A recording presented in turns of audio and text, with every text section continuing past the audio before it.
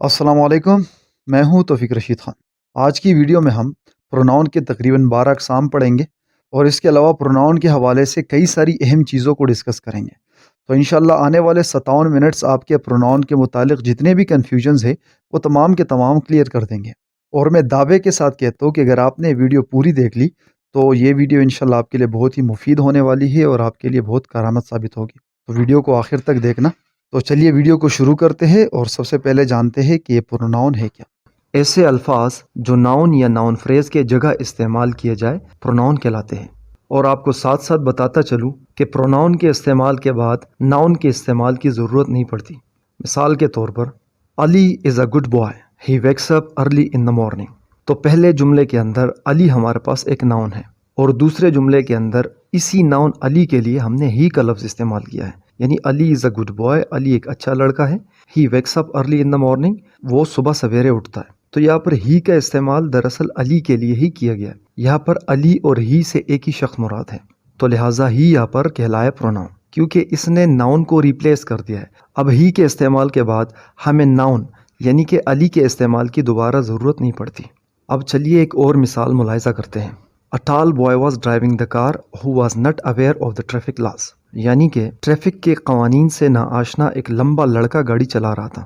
तो इस जुमले के अंदर अटाल बॉय हमारे पास नाउन फ्रेज है जिसको आगे चलकर हु ने रिप्लेस किया है, तो हु यहाँ पर कहलाए प्रोनाउन। अगर इस जुमले पर गौर किया जाए तो दरअसल अटाल बॉय और हु एक ही शख्स हैं। जैसे कि अटाल boy was driving the car, एक लंबा लड़का गाड़ी चला रहा था। Who was not aware of the traffic loss, जो ट्रैफिक के कवानीन से नाआशना था। कौन था जो ट्रैफिक के कवानीन से नाआशना था? तो वाज़ेह है कि वो टाल बॉय था जो कि ट्रैफिक के कवानीन से नाआशना था। तो लिहाजा यहाँ पर हु का इस्तेमाल इस टाल बॉय के लिए किया गया है और हु ने टाल बॉय को रिप्लेस कर दिया, तो हु यहाँ पर कहलाए प्रोनाउन।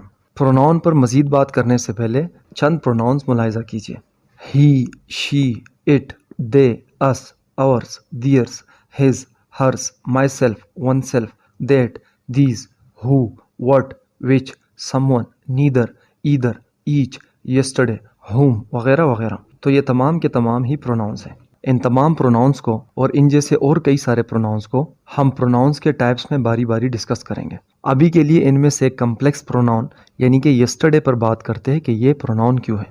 दरअसल हर उस लफ्ज़ को प्रोनाउन कहते हैं जो किसी नाउन को रिप्लेस कर दे। तो यस्टरडे वैसे तो एडवर्ब होता है पर यह प्रोनाउन के तौर पर भी इस्तेमाल होता है। जब यस्टरडे को हम जुमले के सब्जेक्ट के तौर पर इस्तेमाल करें या जुमले के ऑब्जेक्ट के तौर पर इस्तेमाल करें तो फिर यस्टरडे वहाँ पर एक प्रोनाउन होता है। और आपको साथ साथ बताता चलूँ कि सब्जेक्ट हमेशा ही या तो नाउन होता है या प्रोनाउन होता है। मिसाल में एक जुमला लेते हैं, yesterday was a beautiful day, यानी कल एक खूबसूरत दिन था। तो यहाँ पर यस्टरडे जुमले का सब्जेक्ट है। अब फर्ज करें कि आज मंडे है, यानी कल का जो दिन गुजरा था वो संडे था। अगर आज मैं कहूँ कि yesterday was a beautiful day, तो यानी कि मैं संडे की बात कर रहा हूँ कि संडे जो था वो एक खूबसूरत दिन था। तो यहाँ पर यस्टरडे का इस्तेमाल मैंने किया है संडे को छोड़कर, यानी कि संडे हमारे पास एक प्रॉपर नाउन है, उस नाउन को छोड़कर उसके लिए मैंने यस्टरडे का इस्तेमाल किया। तो लिहाजा यस्टरडे ने यहाँ पर नाउन संडे को रिप्लेस कर दिया है और उसके जगह खुद इस्तेमाल हुआ है। तो इस लिहाज से यस्टरडे हमारे पास एक प्रोनाउन कहलाया। इसी तरह अगर आप गौर करें तो हर दिन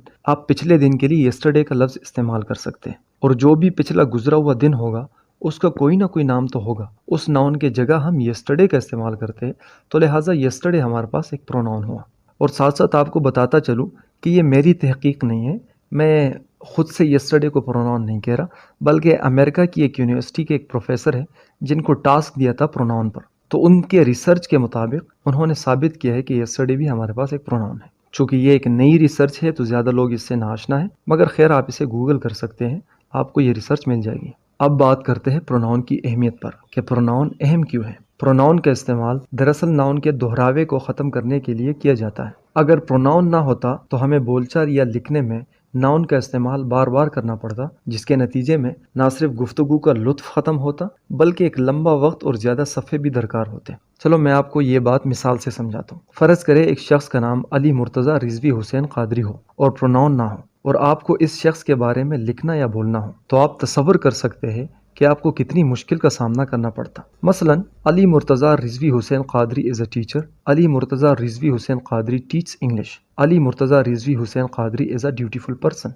Tawfiq, Mati, Najib, Fahim, Ataullah and Basit Ali appreciate Ali Murtaza Rizvi Hussain Qadri. اور اسی طرح جب تک آپ کی بات جاری رہتی آپ ان ناموں کے دہراوے سے صفحے بھرتے رہتے. پر اب جب کہ خوش قسمتی سے پروناؤنز ہے تو ہم اس بات کو کچھ یوں لکھ اور بول سکتے ہیں. Ali Murtaza Rizvi Hussain Qadri is a teacher. He teaches English. He is a dutiful person. Each of us appreciates him. یا ایچ آف اس کے علاوہ آپ وی کا استعمال بھی کر سکتے. میں آپ کو ایک بات بتاتا چلوں کہ دراصل کسی بھی پارٹ آف اسپیچ کی پہچان اس کے کام سے ہوتی ہے، اس کے ورڈ سے نہیں. یعنی کہ اگر ایک لفظ پروناؤن ہے تو ضروری نہیں کہ وہ ہمیشہ ہی پروناؤن رہے گا. وہ جملے میں ناؤن بھی بن سکتا ہے، وہ جملے میں ایڈجیکٹیو بھی بن سکتا ہے، ایڈورب بھی بن سکتا ہے. تو پروناؤن کے ٹائپس پر بڑھنے سے پہلے پروناؤن کے متعلق ایک اہم چیز ہے جسے جان لیتے ہیں، وہ ہے پروناؤن انٹیسیڈنٹ ایگریمنٹ. ٹھیک ہے، تو پروناؤن انٹیسیڈنٹ ایگریمنٹ کو سمجھنے سے پہلے انٹیسیڈنٹ سمجھتے ہیں کہ بھئی یہ انٹیسیڈنٹ کیا ہے. ڈکشنری میں انٹیسیڈنٹ کے کئی معنی ہیں، مگر اگر گرامر کی بات کی جائے تو انٹیسیڈنٹ سے مراد وہ نام یا ایسے نام ہوتے ہیں جن کے لیے پروناؤن کا استعمال کیا گیا ہوتا ہے. مثلا Shing is a beautiful village. It is located on the bank of the Indus river. پہلا جملہ کہہ رہا ہے کہ شنگ ایک خوبصورت گاؤں ہے، اور دوسرا جملہ کہہ رہا ہے کہ یہ دریائے سندھ کے کنارے واقع ہے. تو یہاں پر اس دوسرے جملے میں اٹ ہمارے پاس ایک پروناؤن ہے جس کا استعمال شنگ کے لیے کیا گیا. تو پہلے جملے کے اندر جو شنگ ہے دراصل یہ انٹیسیڈنٹ ہے اٹ کا، یعنی کہ اس شنگ کے لیے اٹ کا استعمال ہوا ہے، تو پس شنگ ہمارے پاس اس اٹ کا انٹیسیڈنٹ ہوا. اب چونکہ آپ انٹیسیڈنٹ جان چکے ہیں تو اب بات کرتے ہیں کہ پروناؤن انٹیسیڈنٹ ایگریمنٹ کیا ہے اور یہ ضروری کیوں ہے. تو دراصل پروناؤن کا اس کے انٹیسیڈنٹ سے مطابقت کو پروناؤن انٹیسیڈنٹ ایگریمنٹ کہتے ہیں. یعنی کہ پروناؤن کو اپنے انٹیسیڈنٹ کے ساتھ جینڈر میں بھی ایگری ہونا چاہیے اور نمبر میں بھی ایگری ہونا چاہیے. مطلب کہ اگر انٹیسیڈنٹ سنگولر ہے تو اس کے لیے سنگولر پروناؤن کا استعمال کیا جائے گا. اگر انٹیسیڈنٹ میسکولن ہے تو اس کے لیے میسکولن پروناؤن کا استعمال کیا جائے گا. اگر انٹیسیڈنٹ پلورل ہے تو اس کے لیے پلورل پروناؤن کا استعمال کیا جائے گا. تو اسے کہتے ہیں پروناؤن انٹیسیڈنٹ ایگریمنٹ. اگر پہلے جملے کو ہم دوبارہ لیں تو اس جملے کے اندر شنگ اٹ کا انٹیسیڈنٹ ہے اور شنگ ہمارے پاس ایک سنگولر ناؤن ہے، تو اس بنا پر ہم نے اٹ کا استعمال کیا چونکہ اٹ بھی ایک سنگولر پروناؤن ہے. تو لہٰذا شنگ کے ساتھ ہم نے اٹ کا استعمال کیا جو کہ اپنے انٹیسیڈنٹ کے ساتھ مطابقت رکھتا ہے. تو اسی کو کہتے ہیں پروناؤن انٹیسیڈنٹ ایگریمنٹ. چلو اب ایک اور مثال ملاحظہ کرتے ہیں. Ali and Hamza are brothers. They love each other. دوسرے جملے کے اندر جو پہلا ورڈ ہے یہ ہے ہمارے پاس ایک پروناؤن، اور پہلے جملے کے اندر علی اور حمزہ ہمارے پاس ناؤن ہے. چونکہ یہ پراپر ناؤن ہے اور یہ دو نام ہے تو اس لحاظ سے یہ ہمارے پاس ایک پلورل سبجیکٹ کہلایا ہے. تو چونکہ یہ پلورل ہے تو اب انٹیسیڈنٹ ڈیمانڈ کرتا ہے کہ اس کے ساتھ ایک پلورل پروناؤن کا آنا چاہیے. تو حمزہ اینڈ علی آر بردرس، تو آپ اس کے بعد اٹ لو ایچ ادر نہیں کہہ سکتے، ہی لو ایچ ادر نہیں کہہ سکتے، آپ کو دے لو ایچ ادر کہنا ہوگا کیونکہ پلورل انٹیسیڈنٹ ہے تو اس کے ساتھ پلورل پروناؤن کا آنا ضروری ہے. اسی طرح جب کسی لڑکی کا نام آتا ہے تو ہم اس کے ساتھ شی کا استعمال کرتے ہیں جو کہ جینڈر میں مطابقت دکھاتا ہے.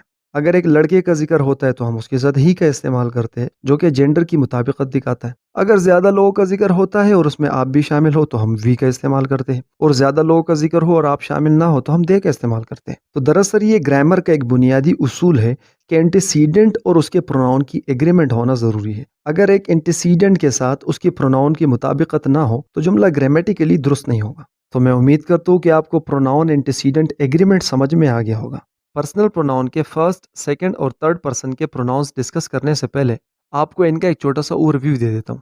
دراصل کنورسیشن میں ہمارے پاس تین قسم کے حالات آتے ہیں. یا تو ہم بول رہے ہوتے ہیں، یا ہم سے بولا جا رہا ہوتا ہے، یا ہمارے بارے میں بولا جا رہا ہوتا ہے. انہی تین حالات کو مد نظر رکھتے ہوئے گرامیرینز نے فرسٹ پرسن، سیکنڈ پرسن اور تھرڈ پرسنس کے پروناؤنس بنائے ہیں. تو سب سے پہلے بات کرتے ہیں فرسٹ پرسن پروناؤنس کی. دراصل وہ پروناؤن جنہیں متکلم یعنی کہ وہ شخص جو بات کر رہا ہوتا ہے اپنے لیے استعمال کرے ہمارے پاس فرسٹ پرسن کے پروناؤنس کہلاتے ہیں. اور اگر سبجیکٹیو کیس کی بات کی جائے تو فرسٹ پرسن کے پروناؤنس ہمارے پاس صرف اور صرف دو ہیں، یعنی کہ ایک ہے آئی اور دوسرا ہے وی. کیونکہ ہمیشہ ہی متکلم یعنی کہ بات کرنے والا شخص یا تو آئی کا استعمال کرتا ہے اور یا وی کا استعمال کرتا ہے. اگر فرسٹ پرسن پروناؤنس میں سنگولر اور پلورل کی بات کی جائے تو وی ہمارے پاس ایک پلورل پروناؤن ہے اور آئی ہمارے پاس ایک سنگولر پروناؤن ہے. کیونکہ آئی کا استعمال ایک شخص کے لیے کیا جاتا ہے اور وی کا استعمال ایک سے زیادہ لوگوں کے لیے کیا جاتا ہے. مگر آپ نے یہاں پر ایک اور بات ذہن نشین رکھنی ہے. اگرچہ آئی ہمارے پاس ایک سنگولر پروناؤن ہے مگر پریزنٹ ٹینس کے اندر اس کو ہم پلورل ٹریٹ کرتے ہیں کیونکہ اس کے ساتھ ہم پلورل ورب کا استعمال کرتے ہیں. مثال کے طور پر آئی ہیو ٹو گو، تو یہاں پر آئی کے ساتھ میں نے ہیو کا استعمال کیا ہے، اور آپ جانتے ہوں گے کہ ہیو کا استعمال ہمیشہ ہی پلورل سبجیکٹ کے ساتھ کیا جاتا ہے۔ اب بات کرتے ہیں سیکنڈ پرسن پروناؤنس کی۔ وہ پروناؤن جسے بات کرنے والا شخص اس شخص یا ان اشخاص کے لیے استعمال کرتا ہے جس سے وہ بات کر رہا ہوتا ہے۔ پرسنل پروناؤن میں سیکنڈ پرسن کا پروناؤن ہمارے پاس یو ہے۔ یہاں پر آپ نے ایک بات اور ذہن نشین رکھنی ہے کہ یو ہمارے پاس سنگولر بھی ہے اور پلورل بھی ہے، یعنی کہ یو کا استعمال ہم ایک شخص کے لیے بھی کرتے ہیں اور ایک سے زیادہ لوگوں کے لیے بھی کرتے ہیں۔ مطلب کہ آپ جن سے بات کر رہے ہو وہ اگر 1,00,000 ہو یا وہ ایک شخص ہو، فرق نہیں پڑتا، آپ وہاں پر بس یو کا استعمال کریں گے۔ اب بات کرتے ہیں تھرڈ پرسن پروناؤنس کی۔ تو وہ پروناؤنس جن کے متعلق بات کی جا رہی ہو تھرڈ پرسن کے پروناؤنس کہلاتے ہیں۔ میں آپ کو پھر سے ریوائز کر دوں کہ فرسٹ پرسن کے پروناؤنس وہ پروناؤن ہوتے ہیں جو بات کر رہے ہو، اور سیکنڈ پرسن کا پروناؤن وہ پروناؤن ہوتا ہے جس سے بات کی جا رہی ہو، اور تھرڈ پرسن پروناؤنس وہ پروناؤنس ہوتے ہیں جن کے متعلق بات کی جا رہی ہو۔ پرسنل پروناؤنس میں تھرڈ پرسن کے پروناؤن ہی، شی، اٹ اور دے ہیں۔ یہاں پر ہی، شی اور اٹ ہمارے پاس تھرڈ پرسن میں سنگولر پروناؤنس ہیں، اور دے ہمارے پاس ایک پلورل پروناؤن ہے، کیونکہ دے کا استعمال ایک سے زیادہ لوگوں یا چیزوں کے لیے کیا جاتا ہے۔ یہاں پر ساتھ ساتھ میں آپ کو ایک اور بات بتاتا چلوں، بیشتر لوگوں نے اسکول میں پڑھ رکھا ہوگا کہ تھرڈ پرسن کا پروناؤن غائب ہوتا ہے، مگر میں آپ کو بتاتا چلوں کہ تھرڈ پرسن پروناؤن کے لیے شخص کا غائب ہونا ضروری نہیں۔ ضروری یہ ہے کہ اس سے بات نہیں کی جا رہی ہو، اس کے متعلق بات کی جا رہی ہو۔ مثال کے طور پر ہم دو لوگ آپ سے ملتے ہیں، میں میرے ساتھ آئے شخص کا آپ سے تعارف کرتا ہوں، تو میں باوجود اس کے کہ وہ شخص حاضر ہے پھر بھی اس کے لیے ہی یا شی کا استعمال کروں گا۔ جیسے کہ meat my friend Ali, he is a doctor. اگرچہ جب یہ بات میں کر رہا ہوں گا اس وقت علی موجود بھی ہوگا اور ہماری گفتگو بھی سن رہا ہوگا، مگر پھر بھی میں اس کے لیے ہی کا لفظ استعمال کروں گا، کیونکہ علی کے متعلق بات ہو رہی ہے، اس سے بات نہیں ہو رہی۔ تو لہٰذا آپ نے یہ بات یاد رکھنی ہے کہ تھرڈ پرسن کے متعلق بات کی جاتی ہے، اس سے بات نہیں کی جاتی۔ اور تھرڈ پرسن کا حاضر یا غائب ہونا ضروری نہیں، وہ حاضر بھی ہو سکتا ہے اور غائب بھی ہو سکتا ہے۔ ضروری نہیں کہ جملے میں ہمیشہ ہی ایک پروناؤن کا استعمال کرنا پڑے، بعض اوقات جملے میں بیک وقت مختلف پرسنز کے پروناؤنس کا استعمال کرنا پڑ جاتا ہے۔ اس صورت میں کس پروناؤن کا استعمال پہلے اور کس کا بعد میں کیا جائے، اسی کو آرڈر آف پروناؤنس کہتے ہیں۔ یعنی کہ آپ کو جب بھی مختلف پرسنز کے پروناؤنس کا ذکر کرنا ہوگا تو آپ نے ایک پراپر آرڈر فالو کرنی ہوگی۔ اگر آپ اس آرڈر کو فالو نہیں کرو گے تو آپ کا جملہ گرامیٹیکلی درست نہیں ہوگا۔ تو چلیے اب اس آرڈر کو سیکھتے ہیں کہ ہم نے کون سا پروناؤن پہلے رکھنا ہے اور کون سا پروناؤن بعد میں رکھنا ہے۔ جب کسی جملے میں کوئی اچھی بات بیان کرنی ہو تو سب سے پہلے سیکنڈ پرسن کے پروناؤن کو، اور اس کے بعد تھرڈ پرسن کے پروناؤن، اور آخر میں فرسٹ پرسن کے پروناؤن کا استعمال ہوتا ہے۔ مثلا you, he and I R friends, تو اس جملے کے اندر ہم نے سب سے پہلے سیکنڈ پرسن یعنی کہ یو کا استعمال کیا ہے، اس کے بعد ہم نے تھرڈ پرسن یعنی کہ ہی کا استعمال کیا ہے، اور اس کے بعد ہم نے فرسٹ پرسن یعنی کہ آئی کا استعمال کیا ہے۔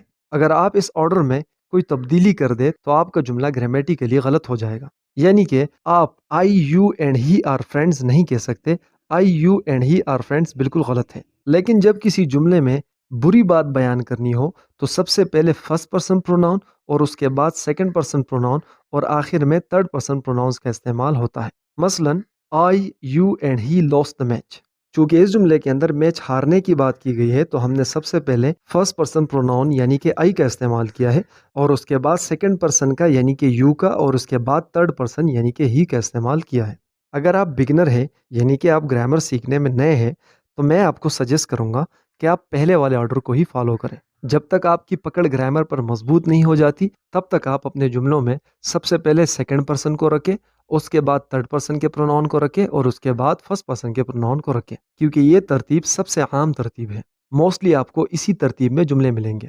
کیسز آف پروناؤن کے سمجھنے سے پہلے کیس کو سمجھ لیتے ہیں کہ کیس کسے کہتے ہیں۔ اگر کیس کو ڈکشنری میں سرچ کیا جائے تو اس کے کئی سارے میننگز ہیں، مگر اگر انگلش گرامر کی بات کی جائے تو پروناؤن کے کیس سے مراد پروناؤن کو جملے میں باقی الفاظ سے تعلق ہوتا ہے۔ یعنی کہ پروناؤن کے کیس سے ہمیں پروناؤن کے پوزیشن کا پتہ چلتا ہے کہ جملے میں پروناؤن کہاں استعمال ہوا ہے اور اس کا کس لفظ سے کیا تعلق ہے۔ اب چونکہ آپ کیس سمجھ چکے ہیں تو چلو بات کرتے ہیں کیسز آف پروناؤنس کی۔ دراصل انگلش گرامر میں کیسز آف پروناؤنس ہمارے پاس کل 3 ہیں، یعنی کہ subjective case pronouns, objective case pronouns اور پوزیسو کیس پروناؤنس۔ تو سب سے پہلے بات کرتے ہیں سبجیکٹیو کیس پروناؤنس کی۔ سبجیکٹیو کیس پروناؤنس کو ہم نومینیٹو کیس پروناؤنس بھی کہتے ہیں۔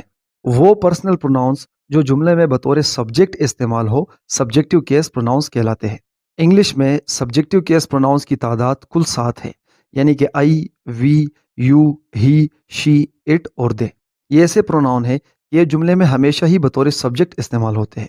यहाँ पर आपने एक बात याद रखनी है कि सब्जेक्टिव केस प्रोनाउंस कभी भी जुमले में बतौर ऑब्जेक्ट इस्तेमाल नहीं हो सकते। अगर इनको जुमले में बतौर ऑब्जेक्ट इस्तेमाल किया जाए तो जुमला ग्रामेटिकली गलत होगा।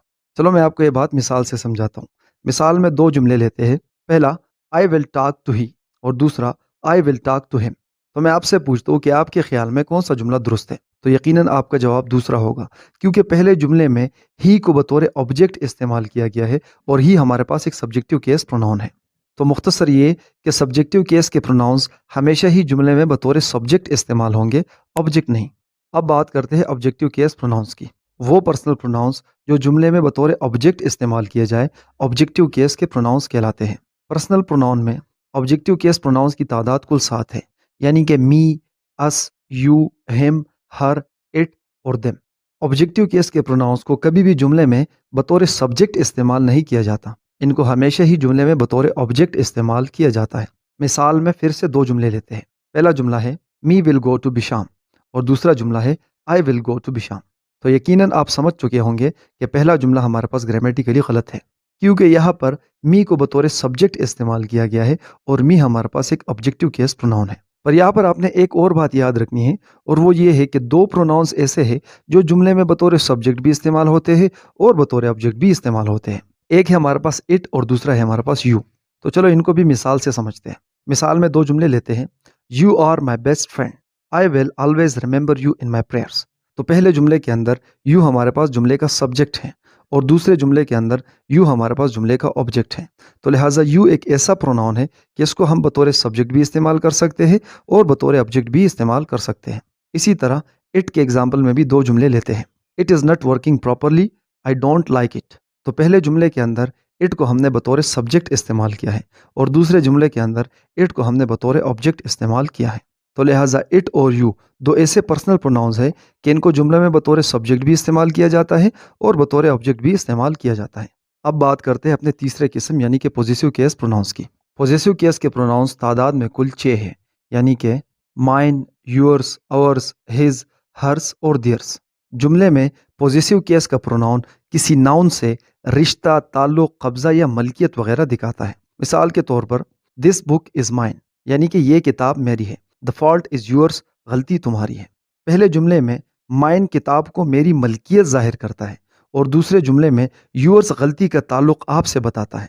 तो लिहाजा पॉजेसिव केस के प्रोनाउंस का काम होता है पोजेशन दिखाना, यानी कि ताल्लुक, कब्जा, मलकियत वगैरह दिखाना। यहाँ पर आपने एक बात और याद रखनी है कि पॉजेसिव केस के प्रोनाउन का इस्तेमाल हमेशा ही उस नाउन के बाद होता है जिसके साथ वो रिश्ता, ताल्लुक, कब्जा या मलकियत वगैरह दिखाता है। मिसाल के तौर पर the white shoes are his, यानी कि सफ़ेद जूते उसके हैं। तो इस जुमले के अंदर शूज़ हिज की मलकियत है, तो लिहाजा हिज का इस्तेमाल शूज़ के बाद किया गया है। साथ साथ आपको बताता चलूँ कि माय, योर, और हर और देयर पॉजेसिव प्रोनाउंस नहीं बल्कि ये पॉजेसिव एडजेक्टिव्स है। पॉजेसिव प्रोनाउन और पॉजेसिव एडजेक्टिव में डिफरेंस समझने से पहले प्रोनाउन और एडजेक्टिव को समझ लेते हैं कि प्रोनाउन क्या होता है और एडजेक्टिव क्या होता है। तो दरअसल आम तौर पर प्रोनाउन का इस्तेमाल किसी नाउन को रिप्लेस करने के लिए किया जाता है, यानी कि किसी नाउन के जगह प्रोनाउन का इस्तेमाल किया जाता है, और एडजेक्टिव का इस्तेमाल किसी नाउन को मॉडिफाई करने के लिए किया जाता है। अब बात करते हैं कि पॉजेसिव प्रोनाउंस और पॉजेसिव एडजेक्टिव्स का काम क्या होता है।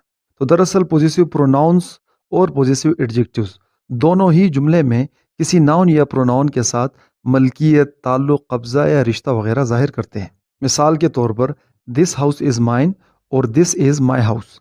पहले जुमले के अंदर माइन हमारे पास एक पॉजेसिव प्रोनाउन है जो जुमले में हाउस का ताल्लुक मुझसे दिखाता है, यानी कि इससे ये पता चलता है कि यह हाउस मेरी मलकियत है। और इसी तरह दूसरे जुमले में माई हमारे पास एक पॉजेसिव एडजेक्टिव है और इसका काम भी सेम ही है, ये भी यहाँ पर हाउस को मेरी मलकियत बता रहा है।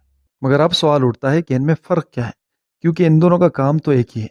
तो इनके फ़र्क को समझने के लिए आपने ग्रामर का एक छोटा सा उसूल याद रखना है, और वो ये है कि प्रोनाउन के फ़ौरन बाद कभी भी किसी नाउन का इस्तेमाल नहीं हो सकता। हाँ, अगर आप वहाँ पर किसी पंक्चुएशन मार्क का इस्तेमाल करें फिर इस्तेमाल करें तो फिर तो ठीक है, मगर प्रोनाउन के फ़ौरन बाद, यानी कि आपने किसी प्रोनाउन का इस्तेमाल किया है और उसके फ़ौरन बाद ही आपने किसी नाउन का इस्तेमाल कर दिया हो, ऐसा मुमकिन नहीं है।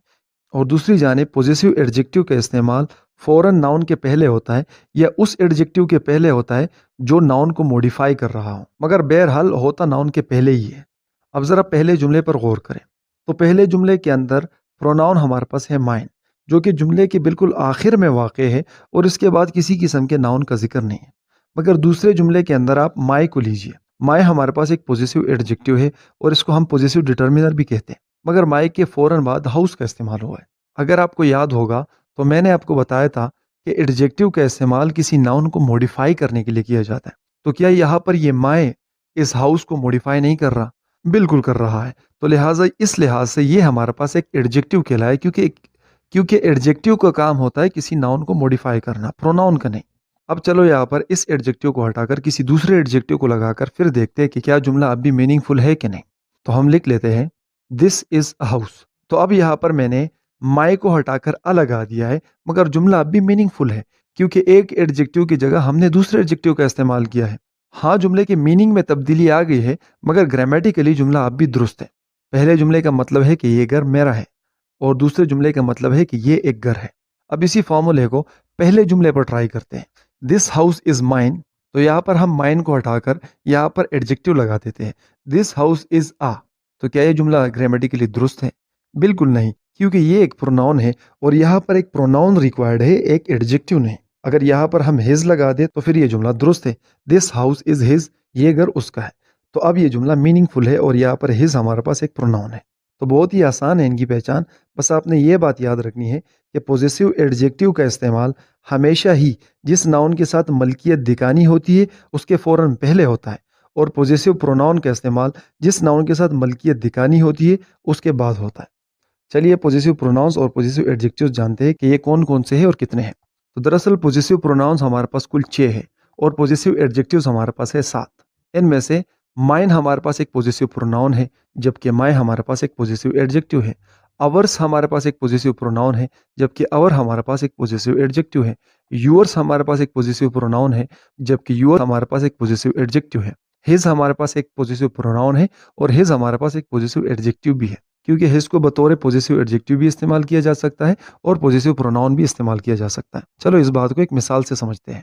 تو مثال میں 2 جملے لیتے ہیں، the white shoes are his, یعنی کہ سفید جوتے اس کے ہیں، اور دوسرا جملہ لیتے ہیں his white shoes are on the table, اس کے سفید جوتے ٹیبل پر ہیں۔ تو پہلے جملے کے اندر ہز کو ہم نے بطور پوزیسو پروناؤن استعمال کیا ہے، کیونکہ ہز یہاں پر شوز کی ملکیت اس سے دکھاتا ہے اور لہٰذا اس ہز کا استعمال شوز کے بعد ہوا ہے، تو یہ ہمارے پاس ایک پوزیسو پروناؤن ہے۔ جبکہ دوسرے جملے میں بھی شوز ہز کی ملکیت ہے، مگر یہاں پر ہز کا استعمال شوز سے پہلے ہوا ہے، تو لہٰذا یہ ہمارے پاس کہلایا ایک پوزیسو ایڈجیکٹو۔ اب اس جملے کو غور سے دیکھیے، his white shoes are on the table. تو یہاں پر وائٹ جو ہے یہ بھی ہمارے پاس ایک ایڈجیکٹو ہے اور اس کے علاوہ ہز بھی ہمارے پاس ایک ایڈجیکٹو ہے، کیونکہ یہ وائٹ اور ہز دونوں ہی شوز کو موڈیفائی کر رہے ہیں۔ اگر آپ ان دونوں ایڈجیکٹو میں سے کسی ایک ایڈجیکٹو کو نکال لیں تو بھی جملہ میننگ فل ہے اور درست ہے، اگر دونوں کو نکال لے تو بھی جملہ درست ہے، کیونکہ ایڈجیکٹوز کے ہٹا دینے سے جملے پہ کوئی خاصا فرق نہیں پڑتا، کیونکہ یہ موڈیفائرز ہے اور یہ جملے میں مزید معلومات فراہم کرنے کے لیے استعمال کیے جاتے ہیں۔ لہٰذا اگر ان کا استعمال ہو تو بہت بہتر ہے، اگر ان کا استعمال نہ بھی ہو تو بھی جملہ گرامیٹیکلی درست رہتا ہے۔ تو چلو باری باری سے ایک ایک ایڈجیکٹو کو ہٹا کے جملے کو دیکھتے ہیں۔ تو پہلے ہم لیتے ہیں white shoes are on the table, سفید جوتے میز پر ہیں۔ تو کیا یہ جملہ میننگ فل نہیں ہے؟ بالکل میننگ فل ہے۔ اسی طرح ہم وائٹ کو ہٹا کر ہز لگا لیتے ہیں، his shoes are on the table, اس کے جوتے ٹیبل پر ہیں، ابھی بھی جملہ بالکل میننگ فل ہے اور گرامیٹیکلی درست ہے۔ اب چلو ان دونوں کو ہٹا کر جملہ دیکھتے ہیں، shoes are on the table, جوتے میز پر ہیں۔ تو کیا جملہ گرامیٹیکلی غلط ہے؟ بالکل نہیں، جملہ اب بھی گرامیٹیکلی درست ہے، کیونکہ ایڈجیکٹو کو جملے سے ہٹا دینے سے جملے پہ کوئی خاص فرق نہیں پڑتا، مگر ہاں آپ پروناؤن کو نہیں ہٹا سکتے، کیونکہ اگر آپ نے پروناؤن کو ہٹایا تو جملہ ادھورا رہ جائے گا اور جملہ گرامیٹیکلی درست نہیں ہوگا۔ جیسے کہ پہلے جملے میں ہم نے لکھا ہے the white shoes are his, تو یہاں پر اگر اس کو ہٹا دیا جائے تو ہمارا جملہ گرامیٹیکلی غلط ہو جائے گا، جیسے کہ دا وائٹ شوز آر، تو یہاں پر یہ جملہ کمپلیٹ بھی نہیں ہے اور گرامیٹیکلی درست بھی نہیں ہے۔ تو لہٰذا پوزیسو ایڈجیکٹو اور پوزیسو پروناؤن کے اندر ایک فرق یہ بھی ہے کہ پوزیسو ایڈجیکٹو کو اگر ہم جملے سے نکال بھی دیں تو جملہ پھر بھی درست رہتا ہے، اور اگر پوزیسو پروناؤن کو جملے سے نکال دیا جائے تو جملہ گرامیٹیکلی غلط ہو جاتا ہے۔ چلو اب آگے بڑھتے ہیں۔ ہرس ہمارے پاس ایک پوزیسو پروناؤن ہے اور ہر ہمارے پاس ایک پوزیسو ایڈجیکٹو ہے۔ دیئرس ہمارے پاس ایک پوزیسو پروناؤن ہے اور دیئر ہمارے پاس ایک پوزیسو ایڈجیکٹو ہے۔ اور اس کے علاوہ جو ساتواں پوزیسو ایڈجیکٹیو ہے وہ ہے اٹس. تو لہٰذا یہ 6 ہمارے پاس پوزیسو پروناؤنز ہیں اور یہ 7 ہمارے پاس پوزیسو ایڈجیکٹیوز ہیں. ریفلیکسیو پروناؤنز ہوتے کیا ہیں؟ ورب کے وہ آبجیکٹس جن کا اثر ان کے سبجیکٹ پر ریفلیکٹ کرتا ہے ریفلیکسیو پروناؤنز کہلاتے ہیں. ریفلیکسیو پروناؤنز دراصل پرسنل پروناؤنز سے بنتے ہیں، اس لیے ان کو کمپاؤنڈ پرسنل پروناؤنز بھی کہتے ہیں. انگلش گرامر میں ریفلیکسیو پروناؤنز کی تعداد کل 9 ہے، جن میں سے 6 سنگولر ہے، یعنی کہ yourself, itself, oneself, myself, herself and himself. اور 3 ریفلیکسیو پروناؤنز پلورل ہے، جیسے کہ yourselves, ourselves and themselves. ویسے اگر پرسنل پروناؤن کی بات کی جائے تو یو سنگولر بھی یو ہے اور پلورل بھی یو ہے، مگر ریفلیکسیو پروناؤن میں پھر اس کی پہچان ہو جاتی ہے. سنگولر میں یور سیلف ہے اور پلورل میں یور سیلفز ہے. آپ یہاں پر یہ بات نوٹ کر رہے ہوں گے کہ جتنے بھی پلورل ریفلیکسیو پروناؤنز ہیں ان کے آخر میں سیلفز لگا ہوا ہے، اور جتنے بھی سنگولر ہے ان کے آخر میں سیلف لگا ہوا ہے. تو سنگولر ریفلیکسیو پروناؤنز کے آخر میں سیلف لگتا ہے اور پلورل ریفلیکسیو پروناؤنز کے آخر میں سیلفز لگتا ہے. ریفلیکسیو پروناؤنز کے ایگزامپلس پر بڑھنے سے پہلے میں آپ کو ایک بار پھر سے بتاتا چلوں، جب جملے کا سبجیکٹ اور آبجیکٹ سیم ہو تو ریفلیکسیو پروناؤن کا استعمال کیا جاتا ہے، کیونکہ ریفلیکسیو پروناؤنز دراصل سبجیکٹ پر ہی اثر انداز ہوتے ہیں. ایگزامپل لیتے ہیں، ہی کٹ ہم سیلف ود اے نائف. تو اس جملے کے اندر ہی ہمارے پاس سبجیکٹ ہے، کٹ یہاں پر مین ورب ہے، ہم سیلف یہاں پر آبجیکٹ ہے، اور ود اے نائف ہمارے پاس ایک ایڈوربیل کمپلیمنٹ ہے. تو اگر غور کیا جائے تو اس جملے کے اندر ہی اور ہم سیلف ایک ہی شخص ہے، اور ہم سیلف سے ہمیں پتہ چلتا ہے کہ ورب کٹ کا اثر اصل میں ہی پر ہی پڑا ہے. ہی کٹ، اس نے کاٹا. کسے کاٹا؟ ہم سیلف، خود کو کاٹا. تو یہاں پر سبجیکٹ اور آبجیکٹ ایک ہی شخص ہے، اور ہم سیلف سے ہمیں سبجیکٹ کا اثر آبجیکٹ پر دوبارہ پڑتے ہوئے دکھتا ہے. ایک اور ایگزامپل لیتے ہیں، I hurt myself. I hurt, میں نے چوٹ پہنچائی. کس کو چوٹ پہنچائی؟ مائی سیلف، خود کو چوٹ پہنچائی. تو اس جملے کے اندر سبجیکٹ اور آبجیکٹ ایک ہی شخص ہے، اور سبجیکٹ کے ورب کا اثر دراصل سبجیکٹ پر واپس پڑتا ہے، اسی لیے ان کو ہم ریفلیکسیو پروناؤنس کہتے ہیں. اگر آپ نے میری آبجیکٹ اور کمپلیمنٹ کی ویڈیو دیکھی ہوگی تو وہاں پر میں نے آپ کو بتایا تھا کہ جب بھی سبجیکٹ اور آبجیکٹ ایک شخص ہو تو آبجیکٹ وہاں پر آبجیکٹ نہیں بلکہ کمپلیمنٹ ہوگا. مگر آپ کو میں بتاتا چلوں کہ ریفلیکسیو پروناؤنس دراصل ایکسیپشن ہے. ریفلیکسیو پروناؤن کمپلیمنٹ نہیں بلکہ آبجیکٹ کہلائے گا، اور اس کی ایک اہم وجہ یہ ہے کہ جب بھی سبجیکٹ اور آبجیکٹ ایک شخص ہوتے ہیں تو وہاں پر لنکنگ ورب کا استعمال ہوتا ہے، مگر جب ریفلیکسیو پروناؤن کا استعمال ہوتا ہے تو جملے میں لنکنگ ورب کا استعمال نہیں بلکہ ایک ایکشن ورب کا استعمال ہوتا ہے. اب بات کرتے ہیں ایمفیٹک پروناؤنس کی. دکھنے کے لحاظ سے ایمفیٹک پروناؤنس اور ریفلیکسیو پروناؤنس دونوں ایک ہی ہیں، مگر ان دونوں کا کام مختلف ہے. ریفلیکسیو پروناؤن کا کام ہوتا ہے ورب کا آبجیکٹ بن کر آنا یا کسی پریپوزیشن کا آبجیکٹ بن کر آنا، مگر ایمفیٹک پروناؤن کا استعمال دراصل سبجیکٹ کو ایمفیسس کرنے کے لیے کیا جاتا ہے، یعنی کہ جملے کے سبجیکٹ پر زور دیا جاتا ہے کہ یہ کام سبجیکٹ نے خود کیا. چلو اس کی ایک ایگزامپل لیتے ہیں، ہی ہمسیلف کیم ٹو ریسیو می. وہ مجھے لینے خود آیا. اس جملے میں ہمسیلف ورب کیم کا آبجیکٹ بن کر نہیں آیا، بلکہ یہاں پر ہمسیلف کا استعمال ہی کو ایمفیسس کرنے کے لیے کیا گیا ہے، یعنی کہ اس بات پر زور دیا گیا ہے کہ وہ مجھے لینے خود آیا، یعنی کہ اس نے کسی اور کو نہیں بھیجا مجھے لینے بلکہ وہ خود ہی مجھے لینے آیا. تو یہاں پر خود پر زور دینے کے لیے ہم نے ہمسیلف کا استعمال کیا ہے. چلو ایک اور ایگزامپل لیتے ہیں، شی ہر سیلف باٹ دا ہاؤس. تو اس جملے کے اندر شی ہمارے پاس ایک سبجیکٹ ہے، باٹ ہمارے پاس مین ورب ہے، دا ہاؤس ہمارے پاس آبجیکٹ ہے. سیلف یہاں پر ایک ایمفیٹک پروناؤن ہے جو کہ سبجیکٹ پر زور دے رہا ہے، نہ کہ سبجیکٹ کا آبجیکٹ ہے. تو یہاں پر شی her self Bat the house, اس نے گھر خود خریدا، یعنی کہ یہاں پر اس بات پر زور دیا گیا ہے کہ اس کے لیے گھر کسی اور نے نہیں خریدا بلکہ اس نے خود ہی وہ گھر خریدا. تو یہاں پر ہر سیلف کا استعمال سبجیکٹ کو ایمفیسس کرنے کے لیے کیا گیا ہے. ساتھ ساتھ میں آپ کو ایک اور بات بتاتا چلوں کہ پچھلی ویڈیو میں نے آپ کو بتایا تھا کہ 2 پروناؤنس ایک ساتھ نہیں آ سکتے، مگر یہاں آپ دیکھ رہے ہو کہ شی اور ہر سیلف ایک ساتھ آئے ہیں. دراصل ایمفیٹک پروناؤنس سبجیکٹ اور آبجیکٹ کا پارٹ ہوتے ہیں. اس کے علاوہ 2 پروناؤنس بنا کسی پنکچویشن مارک کے یا کسی کنجنکشن کے ایک ساتھ نہیں آ سکتے. تو چلو اب ریفلیکسیو پروناؤن اور ایمفیٹک پروناؤن کو مزید بہتر سمجھنے کے لیے اس جملے کو دوسرے طریقے سے لکھتے ہیں، شی باٹ ہر سیلف ہاؤس.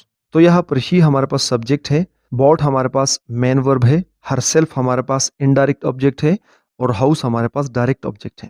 تو اب یہاں پر ہر سیلف ہمارے پاس ایک ایمفیٹک پروناؤن نہیں بلکہ ایک ریفلیکسیو پروناؤن ہے، کیونکہ یہ جملے کا آبجیکٹ بن کر آیا ہے، اور اس جملے کا ترجمہ ہوگا کہ اس نے خود کے لیے ایک گھر خریدا. تو یہاں پر سبجیکٹ کو ایمفیسس نہیں کیا جا رہا، بس صرف بتایا گیا ہے کہ اس نے وہ گھر خود کے لیے خریدا، یعنی کہ ہر سیلف یہاں پر اس جملے میں آبجیکٹ ہے. اور اس کے برعکس اگر ہم پہلے والے جملے کو لیں she herself barred the house, تو اس جملے کے اندر ہر سیلف کو ایمفیسس کرنے کے لیے استعمال کیا گیا ہے، بتایا گیا ہے کہ اس نے وہ گھر خود خریدا، نہ کہ اس کے لیے کسی اور نے خریدا۔ اور دوسرے جملے میں بتایا گیا کہ اس نے خود کے لیے گھر خریدا۔ تو جو ریفلیکسو پروناؤنز ہوتے ہیں تو یہ دراصل جملے میں ورب کے آبجیکٹ بن کر استعمال ہوتے ہیں یا کسی پریپوزیشن کے آبجیکٹ بن کر استعمال ہوتے ہیں، مگر اس کے برعکس جو ایمفیٹک پروناؤن ہے تو ان کا استعمال جملے میں سبجیکٹ کو ایمفیسس کرنے کے لیے کیا گیا ہوتا ہے، یعنی ان کا کام فقط ہوتا ہے کہ اس بات پر زور دینا کہ جو کام ہوا ہے وہ سبجیکٹ نے ہی کیا ہے اور اس نے خود کیا ہے۔ یہاں پر آپ کو میں ایک اور بات بتاتا چلوں، ایمفیٹک پروناؤنس کو ہم انٹینسو پروناؤنس بھی کہتے ہیں۔ جتنے بھی ریفلیکسو پروناؤنس ہیں اور ایمفیٹک پروناؤنس ہیں ان کو کبھی بھی تنہا بطور سبجیکٹ استعمال نہیں کیا جا سکتا، یعنی کہ آپ مائی سیلف وینٹ دیئر نہیں کہہ سکتے، آپ کو آئی مائی سیلف وینٹ دیئر کہنا ہوگا، کیونکہ ان کا استعمال کبھی بھی تنہا بطور سبجیکٹ نہیں کیا جاتا۔ اس کے علاوہ ایک دوسری بات بتاتا چلوں کہ ریفلیکسو پروناؤنس اور ایمفیٹک پروناؤنس کی اپنے سبجیکٹ کے ساتھ مطابقت ہوتی ہے، یعنی کہ اگر سبجیکٹ شی ہے تو ریفلیکسو اور ایمفیٹک پروناؤن ہر سیلف ہوگا، اور اگر سبجیکٹ آئی ہے تو ریفلیکسو اور ایمفیٹک پروناؤن مائی سیلف ہوگا۔ اسی طرح جس نوعیت کا سبجیکٹ ہوگا اسی نوعیت کے ریفلیکسو یا ایمفیٹک پروناؤن کا استعمال کیا جائے گا۔ ریفلیکسو اور ایمفیٹک پروناؤنس کی سب سے آسان پہچان یہ ہے کہ ایمفیٹک پروناؤن کا استعمال ہمیشہ ہی کسی ناؤن یا پروناؤن کے فوراً بعد ہوتا ہے، اور ریفلیکسو پروناؤن کا استعمال عموماً کسی ورب کے بعد ہوتا ہے۔ تو میں امید کرتا ہوں کہ آپ کو ریفلیکسو پروناؤن اور ایمفیٹک پروناؤن سمجھ میں آ چکے ہوں گے۔ وہ پروناؤنس جو کسی ناؤن یا پروناؤن کی طرف اشارہ کرے ڈیمونسٹریٹو پروناؤنس کہلاتے ہیں۔ بنیادی طور پر ڈیمونسٹریٹو پروناؤنس کل 4 ہیں، یعنی کہ دس، دیٹ، دیز اور دوز۔ قریب کے کسی ایک ناؤن یا پروناؤن کی طرف اشارہ کرنے کے لیے دس کا استعمال کیا جاتا ہے، مثلا دس از اے کار، یہ ایک کار ہے، تو یہاں پر یہ دس ہمارے پاس ڈیمونسٹریٹو پروناؤن ہے اور یہ ایک چیز کی طرف یعنی کہ کار سنگولر ناؤن ہے، اس کی طرف اشارہ کرنے کے لیے استعمال کیا گیا ہے۔ اسی طرح دس از ہی ہو اسٹول مائی پین، یہ وہ شخص ہے جس نے میرا پین چرایا، تو یہاں پر یہ دس ہی کی طرف اشارہ کر رہا ہے کہ بھئی یہی وہ شخص ہے جس نے میرا پین چرایا تھا۔ چونکہ ہی ایک سنگولر ہے تو اس لیے ہم نے دس کا استعمال کیا، چونکہ دس کا استعمال کسی واحد چیز یا شخص کے لیے ہوتا ہے تو لہٰذا یہ ہمارے پاس ایک سنگولر پروناؤن ہے۔ اسی طرح دور کے کسی ایک ناؤن یا پروناؤن کی طرف اشارہ کرنے کے لیے دیٹ کا استعمال کیا جاتا ہے، مثلا دیٹ از اے پین، یعنی کہ وہ ایک پین ہے، یعنی کہ دور ایک پین پڑا ہے، اس پین کی طرف اشارہ کرنے کے لیے ہم نے دیٹ کا استعمال کیا۔ اسی طرح that was a beautiful day, تو وہ ایک خوبصورت دن تھا، یعنی کہ گزرا ہوا دن ہے جو کہ اب پریزنٹ سے دور ہے، یعنی کہ گزر چکا ہے، تو اس لیے ہم نے اس کے لیے دیٹ کا لفظ استعمال کیا۔ تو دیٹ ہمارے پاس ایک سنگولر ڈیمونسٹریٹو پروناؤن ہے کیونکہ اس کا استعمال دور کے کسی ایک چیز یا ایک شخص وغیرہ کے لیے کیا جاتا ہے۔ اسی طرح دیز کا استعمال ہم قریب کے زیادہ چیزوں کے لیے کرتے ہیں، مثلا دیز آر روزز، یعنی کہ یہ گلاب کے پھول ہیں، تو یہاں پر قریب کے پڑے ہوئے گلاب کے پھولوں کے لیے ہم نے دیز کا لفظ استعمال کیا، چونکہ دیز کا استعمال جمع کے ساتھ ہوتا ہے تو اس لیے یہ ہمارے پاس ایک پلورل ڈیمونسٹریٹو پروناؤن ہے۔ اسی طرح دور کے زیادہ چیزوں کے لیے دوز کا استعمال کیا جاتا ہے، مثلا those are my favourite shoes, یعنی کہ وہ میرے پسندیدہ جوتے ہیں، تو یہاں پر جوتے کچھ فاصلے پر پڑے ہیں، ان کی طرف اشارہ کرنے کے لیے ہم نے دوز کا لفظ استعمال کیا ہے، اور ساتھ ساتھ یہ شوز چونکہ جمع ہے تو اس لیے یہ دوز ہمارے پاس ایک پلورل ڈیمونسٹریٹو پروناؤن ہے۔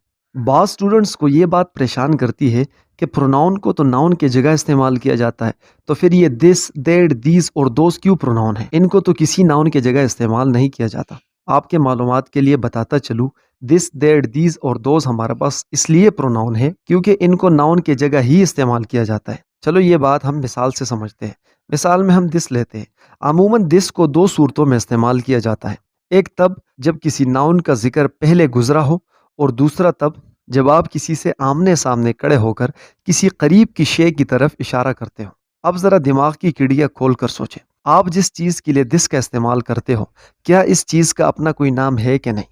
تو یقیناً آپ کا جواب ہاں میں ہوگا۔ اور اگر ہم پروناؤن کی ڈیفینیشن دیکھیں تو بھائی پروناؤن کسی ناؤن کے جگہ استعمال ہوتا ہے، تو لہٰذا ہم دس کا استعمال کسی ناؤن کے جگہ ہی کرتے ہیں، یعنی جس چیز کی طرف ہم اشارہ کرتے ہیں اس کا کوئی نہ کوئی نام تو ہوتا ہی ہے۔